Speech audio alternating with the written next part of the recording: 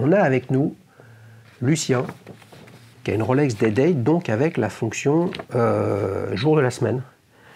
Et là, je te présente un autre modèle, dans la même gamme de prix, avec la fonction jour de la semaine, très très originale, complètement différente. Tiens, je te montre une photo. C'est la Recense Type 1N. Une marque qui existe depuis 2010, créée à Antwerp, en Belgique, avec un calibre, certes, de base ETA 28-24-2, mais alors pour le coup, qui a vraiment été complètement désossé, complètement modifié, avec une approche de l'affichage de l'heure qui est absolument phénoménale. J'ai eu la chance de l'essayer, cette montre. C'est en fait il n'y a pas d'aiguille. C'est un grand cadran qui épouse toute la carrure, et à l'intérieur, tu as 3 sous-cadrans qui contiennent des index et des aiguilles, mais ce sont les cadrans qui tournent. Donc le grand cadran avec l'aiguille des minutes, que tu peux voir ici sur 10, eh bien, le mouvement tourne, le cadran se déplace, et les sous-cadrans à l'intérieur se déplacent également. Et, chers amis, le sous-cadran à 4 heures, c'est le sous-cadran du jour de la semaine. Et là, nous sommes mercredi sur cette montre. Il est 10h10 et nous sommes mercredi. Qu'est-ce que tu en penses? Prix d'amis, les amis, hein, tarif 2022, 17 500 €, étanche à 100 mètres, boîtier en 42 mm. Qu'est-ce que tu en penses? Alors, il y a des choses que j'aime bien et des choses que j'aime moins. Ce que j'aime beaucoup, pour commencer, c'est le cadran, la texture du cadran. Complètement strié. Ouais. C'est sympa et ça a l'air un peu soleillé aussi d'une certaine manière. Tout à fait. Donc ça doit être très joli à voir en vrai et au soleil d'ailleurs. Donc ça j'aime beaucoup. Et aussi c'est original du coup d'avoir vraiment les sous-cadrans qui bougent, etc. Ça doit être sympa aussi à porter, ou même... D'ailleurs, il n'y a pas de couronne. Ouais, bien sûr. Alors la couronne est en dessous, avec un petit loquet qui se tire, et où tu peux comme ça remonter. Ce qu'il faut vraiment que tu vois là, c'est que globalement, tu vois le sous-cadran du jour de la semaine, il est à 16 heures. Eh bien, si ton aiguille, l'impression qui fait office d'aiguille des minutes qui est à 10 heures est sur le 45, ça veut dire que ton sous-cadran des jours de la semaine, il est à 11 heures. Hein. Tu vois, donc tout tourne comme des planètes. C'est absolument fabuleux à voir fonctionner. Ouais, non, j'aime bien le principe, j'aime bien l'idée, j'aime bien aussi la disposition des sous-cadrans. C'est original. Ce côté asymétrique là, que d'habitude j'aime pas du tout sur les montres. Là au final, je trouve ça assez équilibré. Donc non, là-dessus j'aime bien. Ce que j'aime moins sur cette montre, déjà moi je porte pas aujourd'hui de montre bracelet cuir, mais ça c'est un détail quoi. Je suis uniquement sur des montres avec bracelet métal. Mais là où j'ai du mal, c'est justement le fait que quand on la voit comme ça, on ne voit pas la couronne directement. Et ça me donne l'impression qu'il manque quelque chose. Le diamètre de 42 mm, T'as peur que ce soit grand? Ouais, clairement. Alors, tu as vu quand même que tu as des anses, mais qui sont toutes petites. Ouais. Donc, l'ayant essayé, hein, c'est pas gros comme montre. Hein.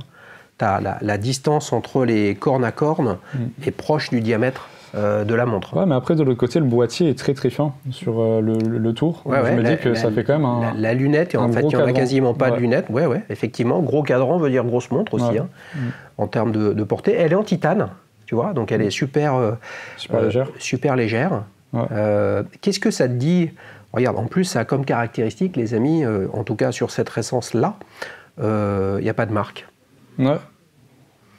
Et là, pour le coup, puisque tout à l'heure tu parlais tu te faisais manger le cerveau par le marketing de Rolex, là tu peux pas te faire manger le cerveau par le marketing de Recense, puisque Recense est beaucoup plus petit, beaucoup plus humble sur un marché qui est très différent, à tel point qu'ils mettent même pas leur marque, quoi. Tu vois. Et ça, justement, on est sur la même gamme de prix. Comment tu regardes ça? Parce que les amis, vous regardez sur leur site internet toutes les explications sur le montage, la finition, le découpage, les pièces additionnelles, justement pour faire fonctionner leur calibre ROC S5, qui veut dire Resonance Orbital Convex System. C'est absolument fabuleux. Donc là, on est plus dans la R&D et l'innovation de la technologie.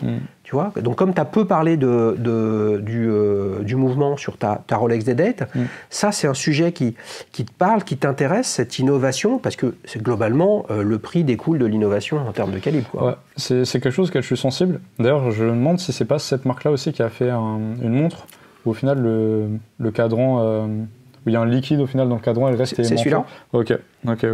C'est ça. Donc non, c'est quelque chose auquel je suis sensible. Et j'aime bien voir ça. Après, c'est pas mon critère premier dans le choix d'une montre. Mais c'est quelque chose auquel je suis sensible et que je trouve ça intéressant. Si tu dois retenir un truc qui te plaît, c'est quoi ? Le cadran, autant au niveau de la texture que de la disposition des sous-compteurs, enfin des sous-cadrans, je trouve ça vraiment sympa. Donc on va dire que tu l'as trouvé équilibré. Ouais, c'est ça. Ouais. S'il y a quelque chose qui te déplaît fortement, ce serait quoi ? Je dirais l'ouverture qui est trop large par rapport au boîtier. Et Mais imagine, là je me serais trompé, au lieu d'écrire 42, j'ai écrit 36.